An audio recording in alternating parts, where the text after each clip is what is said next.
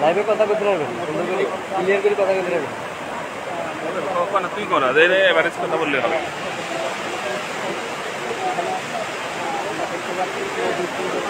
আসসালামু আলাইকুম, সবাইকে স্বাগত জানাচ্ছি ফিডিএন 24-এর ফেসবুক পেজ থেকে।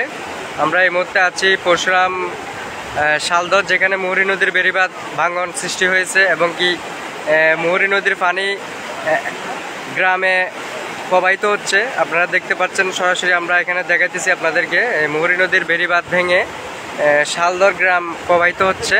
এই মুহূর্তে আমরা আছি বর্তমানে শালদহ, যেখানে মুহুরী নদীর বেড়িবাঁধ ভেঙে গ্রামে পানি হু হু করে ঢুকছে। আপনারা দেখতেছেন সরাসরি।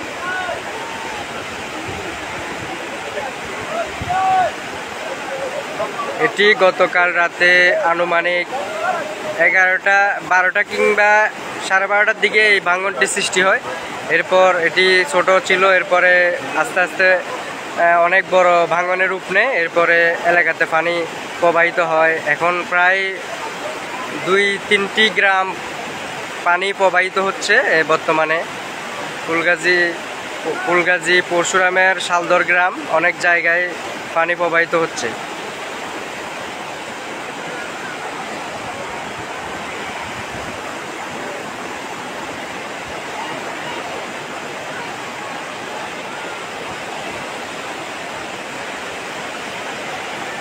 সবাই লাইভটি শেয়ার করেন যাতে অন্য সবাই দেখতে পারে। সবাই লাইভটি শেয়ার করে দেন।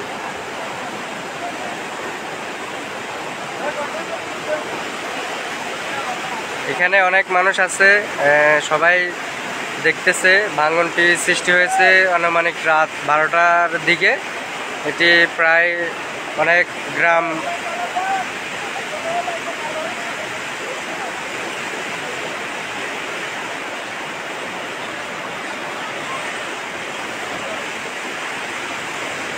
এদিকে যদি আমি দেখাই, এখানে একটি জলাশয় একেবারে পানি থই থই করতেছে, আপনারা দেখতেছেন।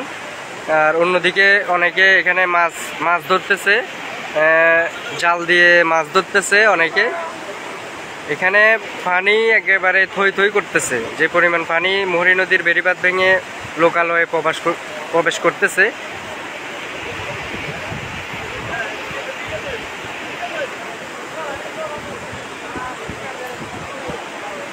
আমরা এই মুহূর্তে আছি পরশুরাম উপজেলার দক্ষিণ শালদহ, যেখানে মুহুরী নদীর বেড়িবাঁধ ভেঙে এলাকায় পানি প্রবাহিত হচ্ছে। ওই স্পটে আছি বর্তমানে। আপনারা দেখতেছেন কিভাবে পানি লোকালয়ে প্রবেশ করতেছে। এখনও ভারতীয় উজানের পানি এখনও যে পরিমাণ আসতেছে, মনে হয় না যে আজকে দিনেও পানির স্রোত কমবে।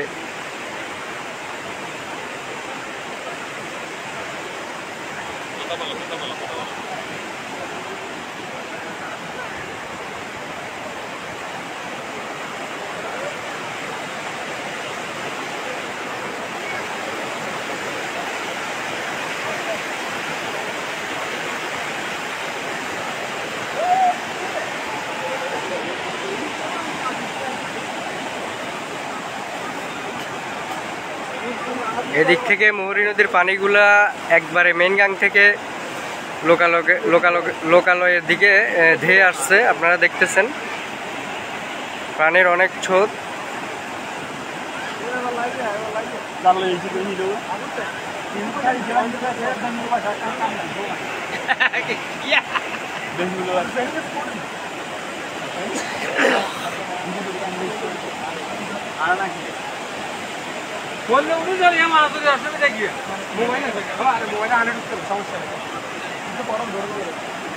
আচ্ছা, এই বেড়িবাঁধটা কখন ভাঙে সেটা বলতে পারে না ভাইয়া।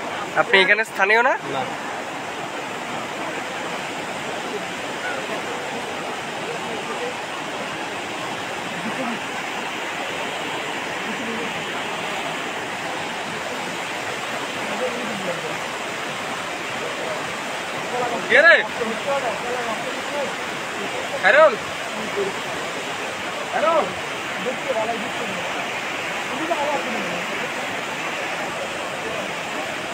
আমরা আছি বর্তমানে পরশুরাম উপজেলার দক্ষিণ শালদহ গ্রামে, যেখানে মুহুরী নদীর বেড়িবাঁধ ভেঙে এলাকা প্রবাহিত হচ্ছে পানি।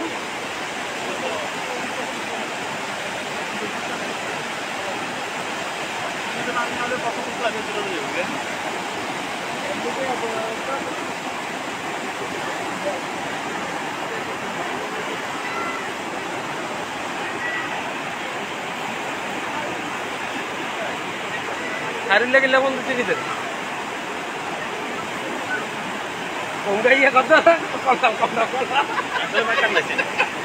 Aing kira dia guru tu bukan. Aku ni di situ tu berat aku sih. Hah? Ya? Rumah lain.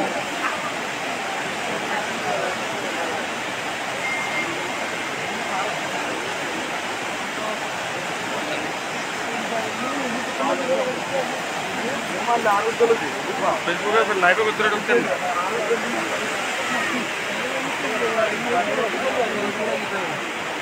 Aku arbangkan aja.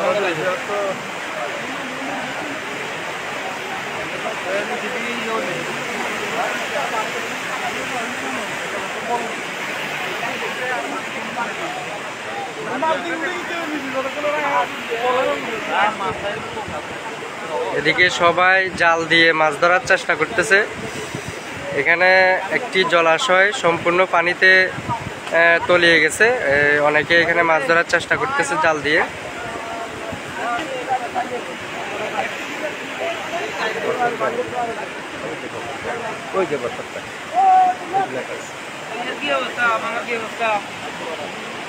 বেড়িবাঁধের পাশে একটি বাড়ি আছে, বাড়িটি অনেকটাই ক্ষতিগ্রস্ত হয়েছে।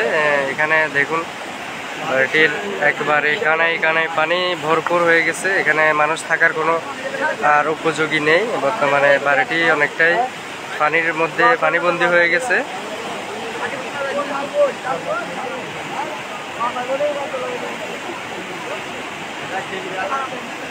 বাড়িটি বেড়িবাঁধের একবারে নিকটবর্তী অবস্থানে থাকার কারণে বাড়িটি অনেকটাই ক্ষতিগ্রস্ত হয়েছে। বাড়িটির বর্তমানে এখন বাড়িটিতে কেউ নাই, সবাই লোকালয়ে চলে গেছে। যেখানে মানুষ পানি উঠে নাই ওইদিকে চলে গেছে মনে হয়। এখন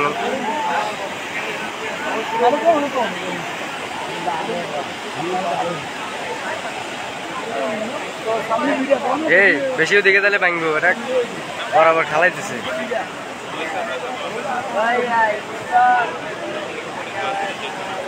পরশুরামের দক্ষিণ শালদর ফুলগাজী উপজেলায় প্রতি বছরই এরকম বন্যায় অনেক ক্ষতিগ্রস্ত হয় সাধারণ মানুষের, এবং এটির কোনো বর্তমানে স্থায়ী সমাধানের উদ্যোগ না নিলে এটিতে প্রত্যেক বছর মানুষের এই বন্যায় ক্ষতিগ্রস্ত হবে। এই বেড়িবাঁধগুলো অনেক জায়গা দিয়ে নর্মাল হয়ে গেছে, এই কারণে পানিগুলা বাড়ার সাথে সাথে বেড়িবাঁধগুলা ভেঙে গ্রামে লোকালয়ে পানি প্রবেশ করা শুরু করে।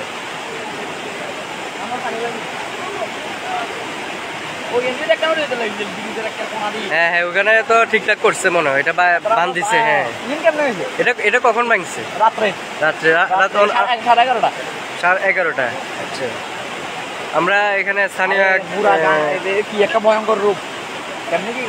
ভারত থেকে যে পরিমাণ পানি আসতেছে এখনো মনে হয় যে পানি সবগুলা বলে দিছে। হ্যাঁ হ্যাঁ হ্যাঁ হ্যাঁ, আমরা স্থানীয় স্থানীয় একজনের সাথে কথা বলছি। এখানে আনুমানিক রাত 11টার দিকে এই ভাঙনটি সৃষ্টি হয়। এরপর এটি বড় আকারে রূপ ধারণ করে অনেক গতিতে পানি ভিতরে লোকালয়ে ঢুকে। পানির এখনও যে পরিমাণ স্পিড আপনারা সরাসরি দেখতেছেন যে এখনও পানির স্রোত কিন্তু কমে নাই। বরাবর ভাঙনটি আরও বড় দিকে যাইতেছে। আমরা এখন যে জায়গাতে আছি এখান থেকে মনে হয় 5 ফিট নিচে ভাঙনটির দৈর্ঘ্য দেখা যাইতেছে। আমরা দেখতেছি পানি খুব স্পিডে ঢুকতেছে লোকালয়ে।